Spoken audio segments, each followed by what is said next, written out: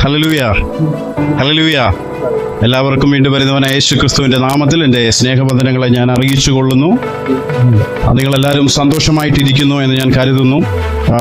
5 ദിവസത്തെ ഉപവാസ പ്രാർത്ഥനയുടെ 3-ാമത്തെ ദിവസം പകല് ഉപവാസ പ്രാർത്ഥനയായിട്ടും വൈകിട്ട് ഇതുപോലെ കൺവെൻഷൻ പോലെ വെക്കാൻ പാസ്റ്ററിന് ദൈവം ഒരു പദ്ധതിയും പ്ലാനും കൊടുത്തതിൻ്റെ പ്രകാരം അദ്ദേഹം സ്റ്റാർട്ട് ചെയ്തു.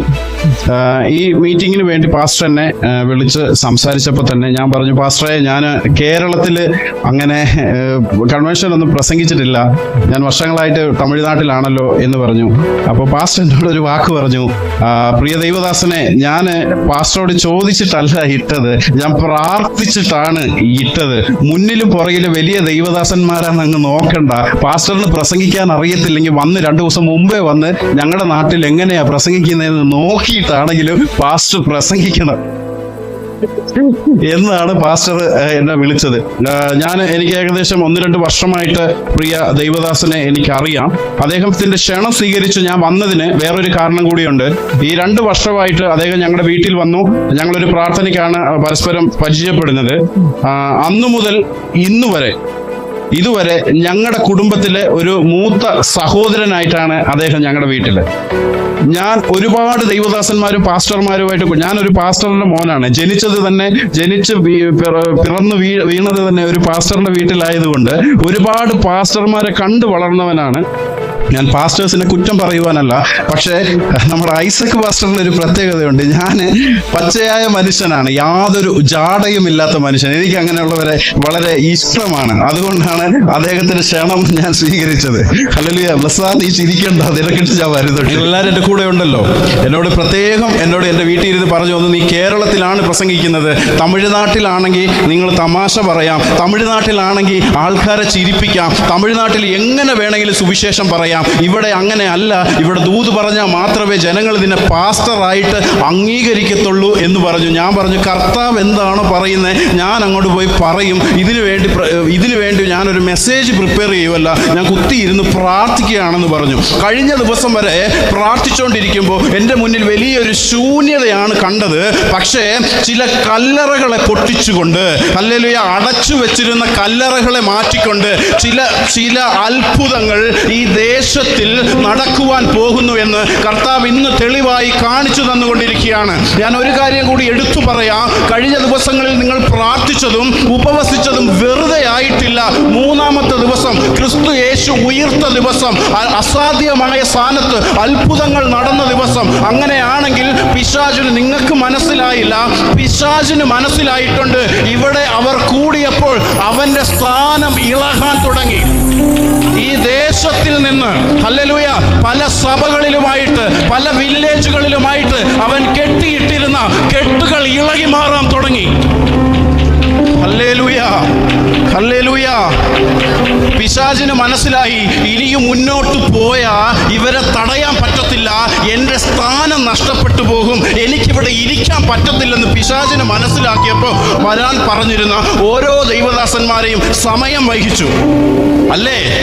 അപകടത്തിൽപ്പെടുത്താൻ ശ്രമിച്ചു, ആപത്തുണ്ടാക്കാൻ ശ്രമിച്ചു. പിശാചിന് ഒരു കാര്യം അറിയാം, ഇവരിവിടെ വന്ന പ്രശ്നം മാറും, ഹല്ലേലൂയ, അവരുടെ പ്രോബ്ലംസ് മാറി തുടങ്ങുമെന്ന് എൻ്റെ ദൈവത്തിന് അറിയാം. എൻ്റെ പിള്ളേർ വൈകിപ്പോയാലും മുമ്പേ പോയ ഞാൻ എൻ്റെ പ്രവൃത്തി 1-ാം ദിവസം തന്നെ ആരംഭിച്ചിരിക്കുന്നു. Hallelujah, hallelujah, hallelujah, hallelujah. എന്നോടൊപ്പം എത്ര പേരുണ്ട്? ദൈവം അവൻ്റെ പ്രവൃത്തി ഈ കാക്കാമൂല എന്ന് പറയുന്ന സ്ഥലത്തിൽ ചെറിയ സഭകൾ മുഖാന്തരം അവൻ്റെ പ്രവൃത്തി ആരംഭിച്ചു കഴിഞ്ഞു എന്നതിൻ്റെ തെളിവാണ് നിങ്ങൾ കാണുന്ന ചില പ്രതികൂല സാഹചര്യങ്ങൾ. ഹല്ലേലൂയ. ഇത് പറയാതെ തുടങ്ങിയാൽ പറ്റത്തില്ലെന്നേ. ഹല്ലേലൂയ. ഞങ്ങൾ എത്രമാത്രം കഷ്ടപ്പെട്ടു കർത്താവേ, ഞങ്ങൾ എത്രമാത്രം കഷ്ടപ്പെട്ടു ഈ ഒരു ഉപവാസ പ്രാർത്ഥനയ്ക്ക് വേണ്ടി, 4 പേര് സുവിശേഷം കേൾക്കുവാൻ വേണ്ടി ഞങ്ങൾ എത്രമാത്രം കഷ്ടപ്പെട്ടു കർത്താവേ. പക്ഷെ ഞങ്ങൾ പ്രതീക്ഷിക്കുന്നത് ഞങ്ങൾ കാണുവാൻ സാധിക്കുന്നില്ലല്ലോ എന്ന് നിങ്ങൾ കരുതിയെങ്കിൽ നിങ്ങളുടെ ആത്മീയ കണ്ണൊന്ന് തുറന്നു നോക്കുക. കർത്താവ് പറയുന്നു, നീ പ്രതീക്ഷിച്ചതിൻ്റെ അപ്പുറത്ത്, നീ പ്രതീക്ഷിച്ചതിൻ്റെ അപ്പുറത്ത് ഞാൻ തുടങ്ങി. നിന്റെ പ്രാർത്ഥനകൾ കേൾക്കാതിരുന്നിട്ടില്ല, നിന്റെ യാചനകൾ ഞാൻ കാണാതിരുന്നിട്ടില്ല. ഇവിടെ നീ കഷ്ടപ്പെട്ട് മുട്ടുകുത്തി ഉപവാസിച്ചിട്ടുണ്ടെങ്കിൽ കർത്താവ് പറയുന്നു, അന്ന് കല്ലറയെ പൊട്ടിച്ച് പുറത്തു വന്നവൻ നിന്റെ ഇടയിലുമുണ്ട്. Hallelujah, hallelujah. ദൈവം നിങ്ങളെ അനുഗ്രഹിക്കട്ടെ. നമുക്ക് ഒരു പെട്ടെന്ന് വചനത്തിലോട്ട് പോയേക്കാം. ഞാൻ പറഞ്ഞുകൊണ്ട് പോയാൽ എനിക്ക് നിങ്ങളെപ്പോലെ ദൂത് പറയാനൊന്നും അറിയത്തില്ല, എന്താണെന്നറിയത്തില്ല. ഇതിവിടെ വന്നപ്പോൾ ഇങ്ങനെയാണ് സംസാരിക്കാൻ തോന്നിയത്. ബ്ലസ്സൻ എന്നെ നോക്കി ചിരിക്കുന്നു. ചിക്കൂനെ കാണാനില്ല, പാസ്റ്ററിൻ്റെ മോനെ എന്നെ വിളിക്കരുത്, ഞാൻ ഇതിൻ്റെ ഇടയ്ക്ക് നിങ്ങളുടെ കണ്ണിൽ പെടാതെ തന്നെ ഞാൻ ഒളിഞ്ഞു നിൽക്കത്തുള്ളൂ എന്ന് പറഞ്ഞ് ചിക്കു മാറിപ്പോയി. ബ്ലസ്സൻ പെട്ടുപോയി. എനിക്കിവരെ രണ്ടുപേരെയും അറിയത്തുള്ളൂ, അതുകൊണ്ടാണേ. അപ്പോൾ എന്നോട് ബ്ലസ്സൻ പറഞ്ഞു, പാസ്റ്ററെ നിങ്ങളൊരു പാട്ട് പാടണം, പാടുമ്പോൾ ഞാൻ വായിച്ച് കുളമാക്കി തരാമെന്നാണ് പറഞ്ഞേക്കുന്നത്. കേട്ടോ? ശരി, നമുക്കൊന്ന് രണ്ട് വചനം വായിച്ചിട്ട് നേരെ വചനത്തിലോട്ട് പോകാം. വലിയൊരു ആമുഖമൊന്നും കൂടാതെ നമുക്ക് ചെറിയൊരു പ്രാർത്ഥന പ്രാർത്ഥിച്ച് വചനം വായിച്ച് ചെറിയൊരു പ്രാർത്ഥനയും പ്രാർത്ഥിച്ച് നമുക്ക് ഇന്നത്തെ സന്ദേശത്തിലോട്ട് കടക്കാം. ലൂക്കോസ് എഴുതിയ സുവിശേഷം അതിൻ്റെ 15-ാമത്തെ അധ്യായം 20-ാമത്തെ വാക്യം. അങ്ങനെ അവൻ എഴുന്നേറ്റ് അപ്പന്റെ അടുക്കൽ പോയി ദൂരത്ത് നിന്ന് തന്നെ അപ്പൻ അവനെ കണ്ടു. മനസ്സലിഞ്ഞ് ഓടിച്ചെന്ന് അവന്റെ കഴുത്ത് കെട്ടിപ്പിടിച്ച് അവനെ ചുംബിച്ചു. അതെ, അവനെ കഴുത്ത് കെട്ടിപ്പിടിച്ച് അവനെ ചുംബിച്ചു. ഒരു വാക്യം കൂടി വായിക്കാം. ലൂക്കോസ് എഴുതിയ സുവിശേഷം അതിന്റെ 4-ാമത്തെ അധ്യായം അതിന്റെ 18-19 വാക്യം. ലൂക്കോസ് എഴുതിയ സുവിശേഷം, അതേ സുവിശേഷം 4-ാമത്തെ അധ്യായം അതിന്റെ 18-19 വാക്യം. ദരിദ്രന്മാരോട് സുവിശേഷം അറിയിപ്പാൻ കർത്താവ് എന്നെ അഭിഷേകം ചെയ്യാൻ അവന്റെ ആത്മാവ് എന്റെ മേലുണ്ട്. ബദ്ധന്മാർക്ക് വിടുതലും. നന്നായിട്ട് കേട്ടോണേ, ഈ ഒറ്റ വാക്കേ ഞാൻ ഇന്ന് പറയുന്നുള്ളൂ. ബദ്ധന്മാർക്ക് വിടുതലും, കുരുടന്മാർക്ക് കാഴ്ചയും പ്രസംഗിപ്പാനും, പീഡിതന്മാരെ വിടുവിച്ചയപ്പാനും. കർത്താവിന്റെ പ്രസാദ വർഷം. Thank you. കേട്ടോ, ഒരു വാക്യം കൂടി വായിച്ചേക്കാം. ഇതേ വാക്യം തന്നെയാണ് വേറൊരു അധ്യായത്തിൽ.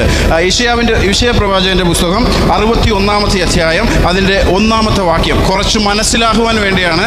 ഇവിടുത്തെ സാധാരണ പാസ്റ്ററിന്റെ ഭാഷയിൽ എനിക്ക് പ്രസംഗിക്കാൻ അറിയത്തില്ല. മുന്നേ വന്ന് ഞാനിരുന്ന് പ്രാർത്ഥിച്ചു. കർത്താവിന്റെ വലിയൊരു ആത്മസാന്നിധ്യം ഞാൻ ഇവിടെ കാണുന്നുണ്ട്, അനുഭവിക്കുന്നുണ്ട്. ഹല്ലേലൂയ. 61-ാമത്തെ അധ്യായം 1-ാമത്തെ വാക്യം. എളിയവരോട് സദ്വർത്തമാനം ഘോഷിപ്പാൻ യഹോവ എന്നെ അഭിഷേകം ചെയ്തിരിക്കുകൊണ്ട് യഹോവയായ കർത്താവിന്റെ ആത്മാവ് എന്റെ മേലിരിക്കുന്നു. ഹൃദയം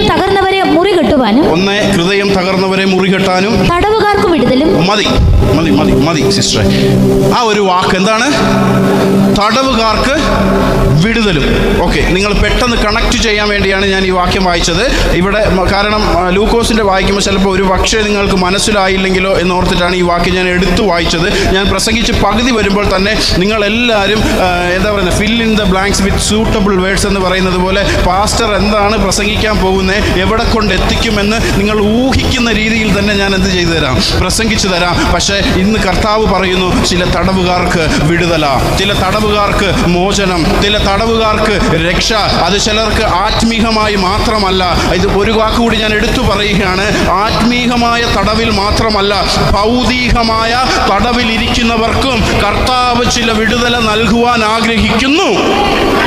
ഹല്ലേലൂയ, ഹല്ലേലൂയ, ഹല്ലേലൂയ. നമുക്ക് പ്രാർത്ഥിക്കാം. പരിശുദ്ധനായ പിതാവേ, സ്വർഗീയ നല്ല കർത്താവേ, വാഴ്ത്തപ്പെട്ട സമയത്തിനായി പ്രാർത്ഥിക്കുന്നു. പിശാച് പേടിച്ച് ഭയന്ന് മാറി നിൽക്കുന്ന ഈ 3-ാമത്തെ ദിവസത്തിനായി അങ്ങയെ ഞാൻ സ്തുതിക്കുന്നു. ചില തടവുകാർക്ക് മോചനം നൽകുവാൻ, ചില തടവുകാർക്ക് വിടുതല നൽകുവാൻ, ചില തടവുകാർക്ക് കർത്താവേ പുതിയൊരു രക്ഷ നൽകുവാൻ നീ ആഗ്രഹിക്കുന്നുണ്ട് കർത്താവേ. അതിന് യേശുവിന്റെ നാമത്തിൽ കർത്താവേ ഈ കൺവെൻഷൻ ഗ്രൗണ്ടിൽ വെളിപ്പെടട്ടെ. കർത്താവേ, അടിയനെ മറച്ച് അങ്ങ് സംസാരിക്കണമേ. സകല മാനവും മഹത്വവും പിതാവിനെ ഏൽപ്പിച്ചുകൊണ്ട് അത് യേശു ക്രിസ്തുവിന്റെ നാമത്തിൽ ഏറ്റവും താഴ്മയോടെ തന്നെ ആമേൻ.